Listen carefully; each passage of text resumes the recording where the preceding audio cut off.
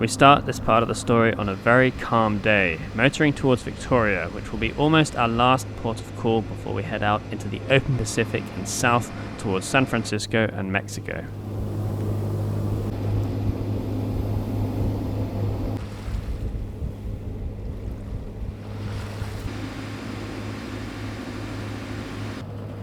In Victoria, we plan to meet up with our old friend Nick on Argonaut 2, and we'll be welcoming the first of our new crew on board, our friend Will, who we met on his boat here and there, and who we've been spending some time with this summer.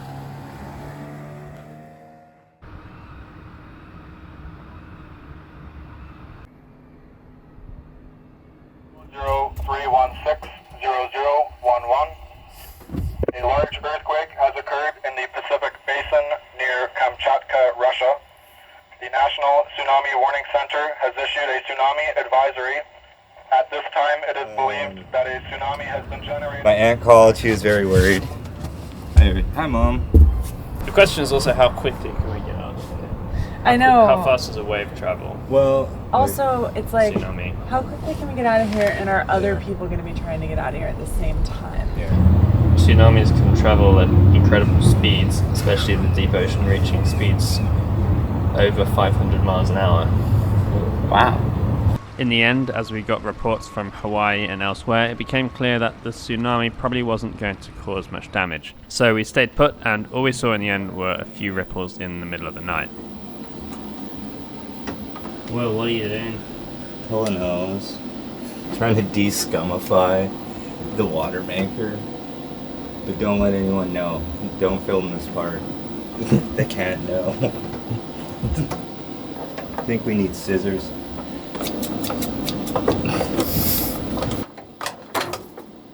Will is removing hoses from the watermaker. We notice there's a bit of scum building up on the inside, and we're having to clean and change our filters more often. We think this is just because there's so much marine growth in the water in this area at this time of year, but we want to get everything nice and clean before we head offshore.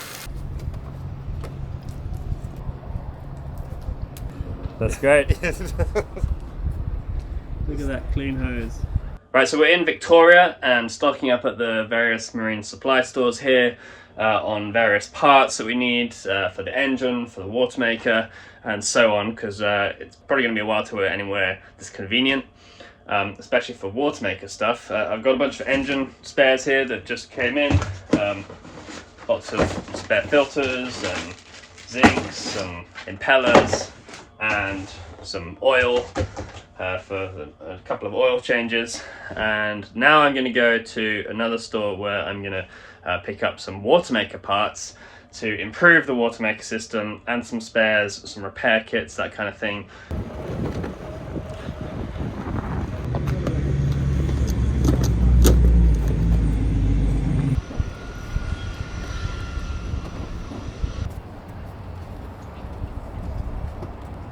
Did I just ruin the shot?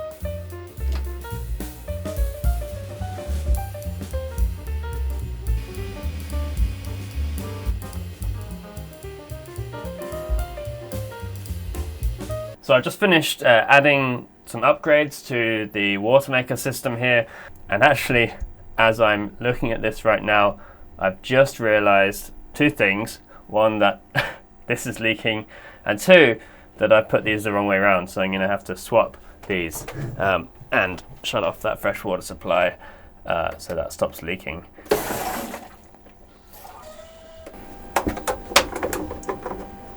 So what happens here is the seawater comes in through the through-hole, and it goes through the sea strainer first of all, which gets out any big stuff, seaweed, that kind of thing, little fish, and then it goes up here through this valve, and then it goes to both of these pumps, and you can choose which one to use or use both for more flow and more water.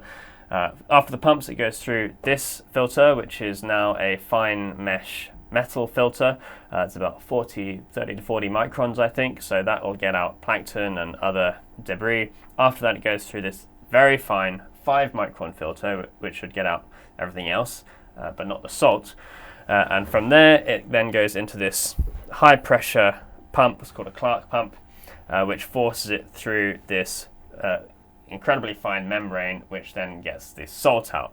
And then the fresh water that you make comes through this very small black hose, and that goes to the water tanks, and then all the excess salt water goes out of this brine discharge, and that goes overboard.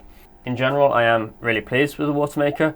It's really nice to be able to make your own water, and we've been using it a lot, and it's great that we don't have to stop at marinas and docks, and if we do come into a marina, even if we've been out for a couple of months, we normally don't need to charge our batteries, we don't need to take on water. And actually, even here in Canada, there's been freshwater restrictions on a lot of the islands, so it's actually been really useful. Of course, just having much bigger water tanks is another way to approach it, but for this boat and medium-sized, not huge water tanks, this is really nice, and I think it'll be even more useful when we're in Mexico and other places like that, where it might be even further and fewer between finding places to fill up with fresh water. Of course, for big passages, we'll also take a lot of bottled water in case something fails. With this, enough to drink and survive until the end of the passage. But this is a pretty reliable system, I think, especially when you have some spare parts.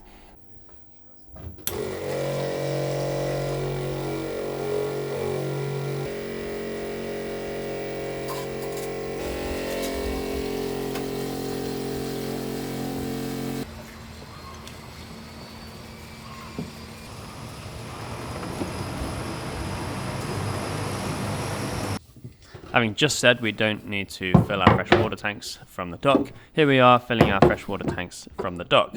Really just because we prefer not to run the watermaker in port if there's a choice, because that just helps the filters last longer. Oh yeah.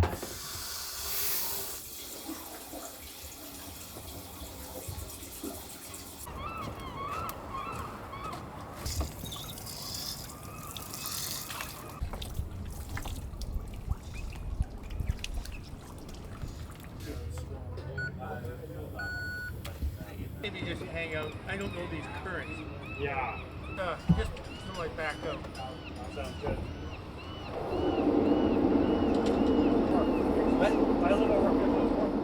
Now, it's not that cheap to stay in a marina in the city, so having stocked up on supplies and materials in Victoria, it was time to head out and find somewhere else to wait for the weather. And on the way, we filled up our diesel tanks, as this would be our last fuel dock before our big trip.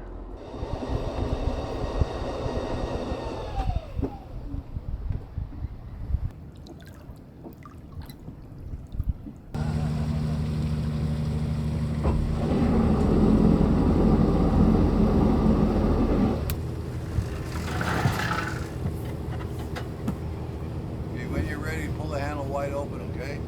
Okay.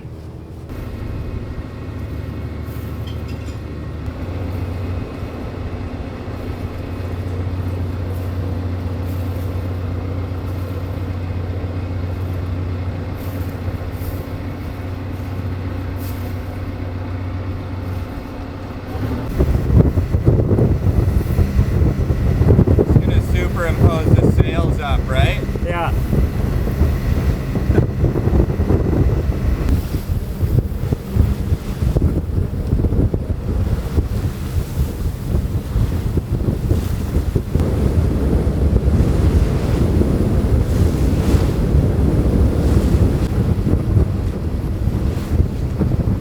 Clearing self-doubt in my mind that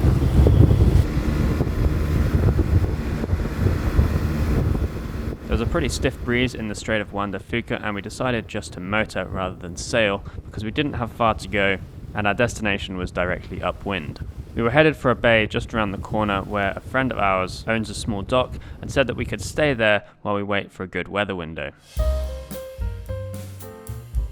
Our friends preferred not to be on YouTube, but they were happy for me to film the amazing boat that they're building on their property. This is a new boat being built to a 1926 Alden design. She's a cruising ketch, 58 feet on deck, based on the lines of Baltic trading ketches.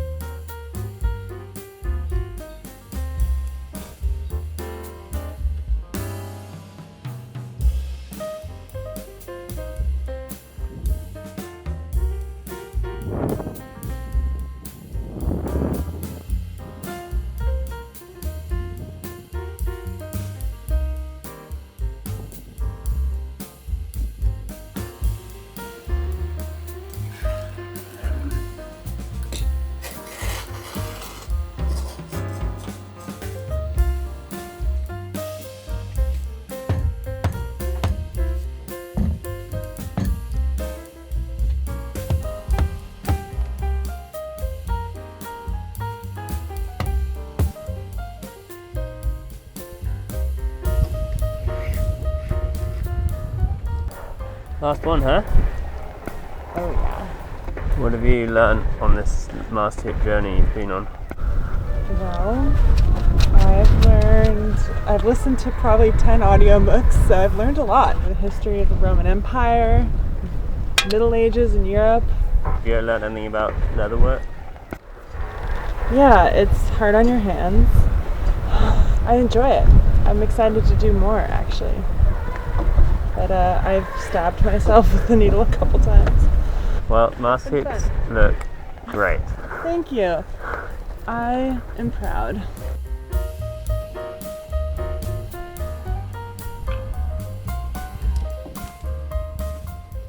How's the varnishing going well? Well, these hamburgers are getting pretty shiny. Show me a sober varnisher and I'll show you a bad varnish job.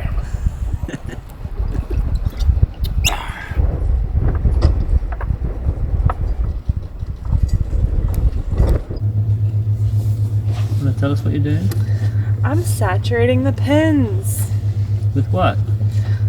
D1 Nice. saturator.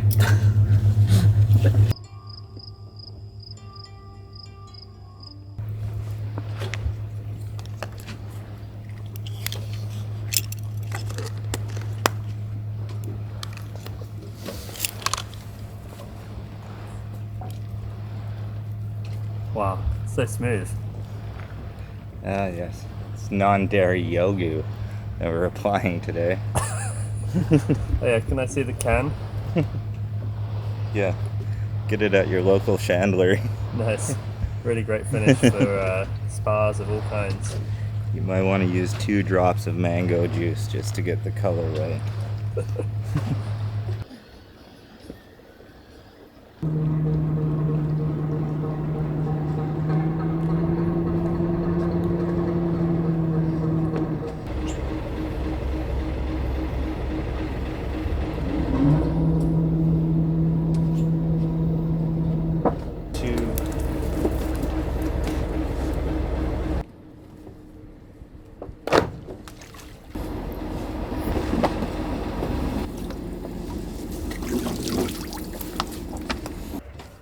What's up, guys? What's up, YouTube? Hey!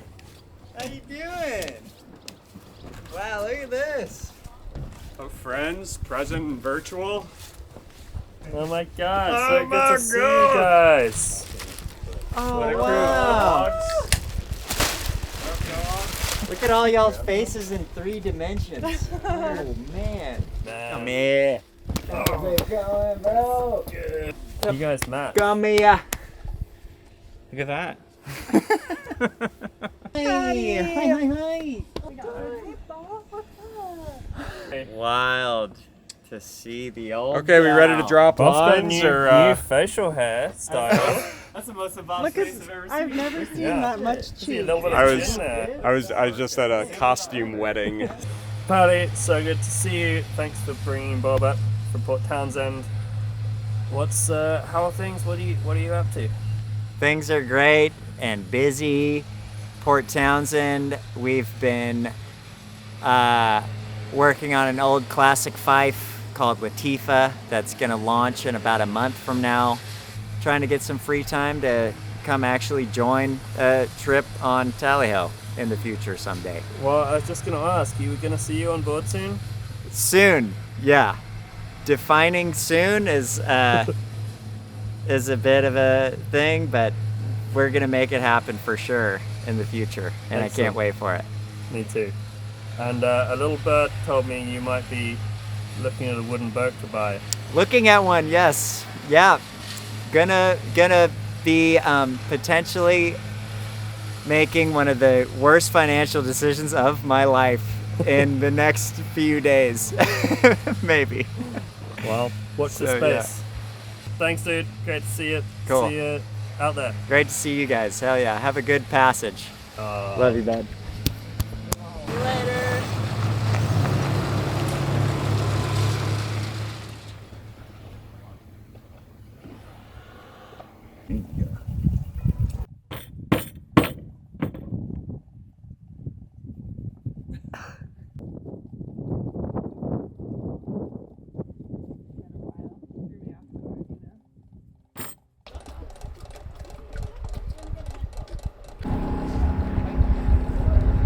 What is it? This is the main sheet, one of the main sheet blocks. Huh? Yeah, and we're working on leathering it to protect it. It looks gorgeous. Did you just stitch it? We did. We just stitched it, and now we're gonna line up the stitching holes on this piece, and then we're gonna give it back to Will so he can varnish it.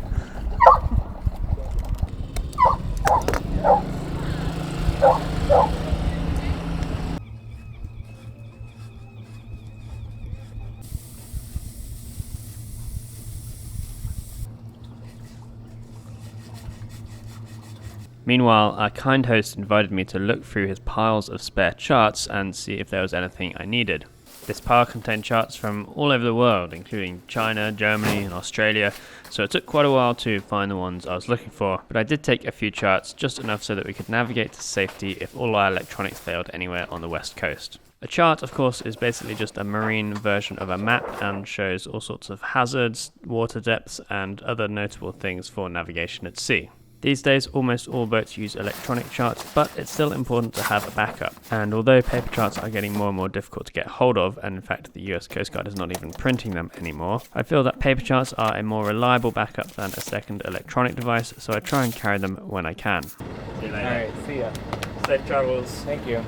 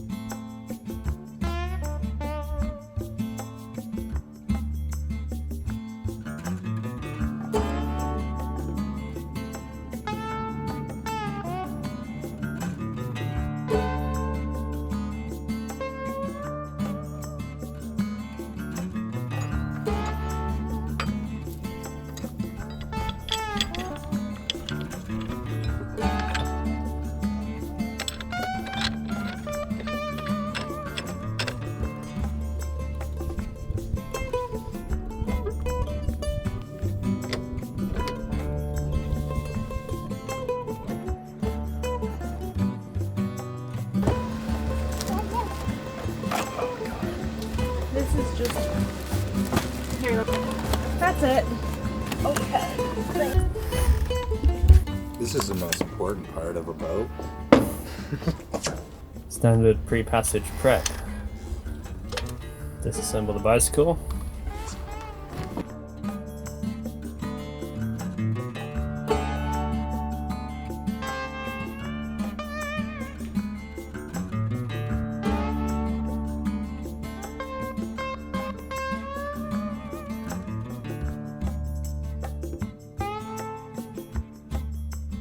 Well, this is it. We're finally ready to head out into the open Pacific and begin our journey back towards the UK. This is really the moment that this project has all been about in some ways. Been a huge lead up to this point, and it feels really, really exciting. So if all goes to plan, this will be our last night in Canada. For now, I do hope we'll be back.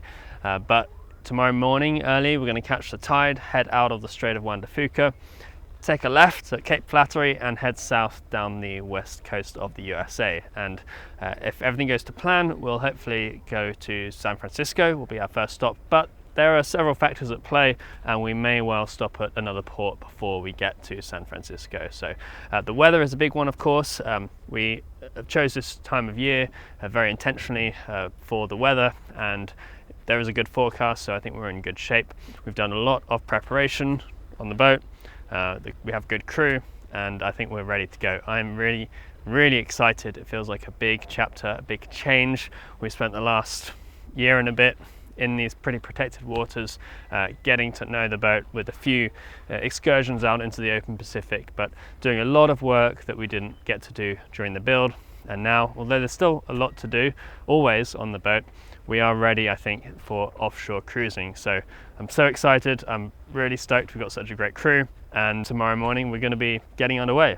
For now though, I just want to say a really heartfelt and deep thank you to all of the many people who have been a part of this story and a part of this boat. So many people from so many different places who have come and gone, worked on the boat or supported it in many, many different ways. And I just feel very, very honored and grateful that I'm able to continue to tell this story and continue to be a custodian of this boat and keep on making these videos and putting it all out there. And it's really thanks to your support that I'm able to do that. So thank you, and thanks to everyone who's worked on the boat, and I'll see you next time.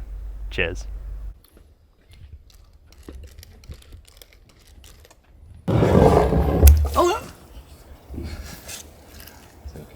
So precarious. I didn't put any ballast in there. Oh yeah. Wow, I can't believe we leave tomorrow. See how far we get. What do you mean? No, nothing.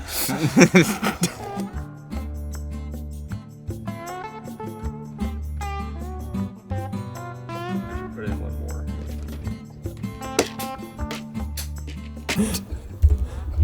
What was the question? What does this do? It's that is the jib top halyard.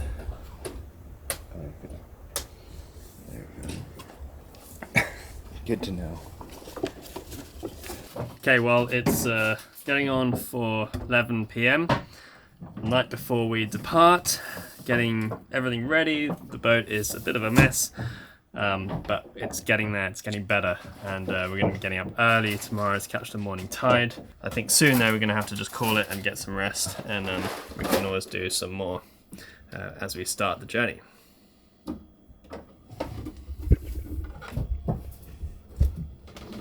Yeah, let's get some rest. Love that idea. You see what I put in the head? No, what did you put in the head? Oh, some shrubbery. Just to freshen things up a little bit, you know, it's a lot of people on board. A little eucalyptus. Very nice.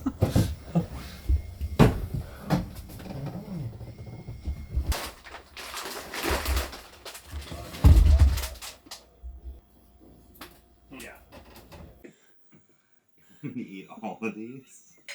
Yum yum.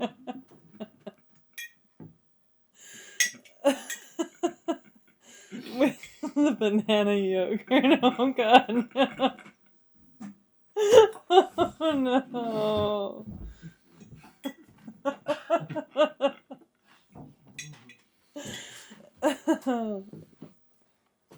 Well, I'm turning the camera off.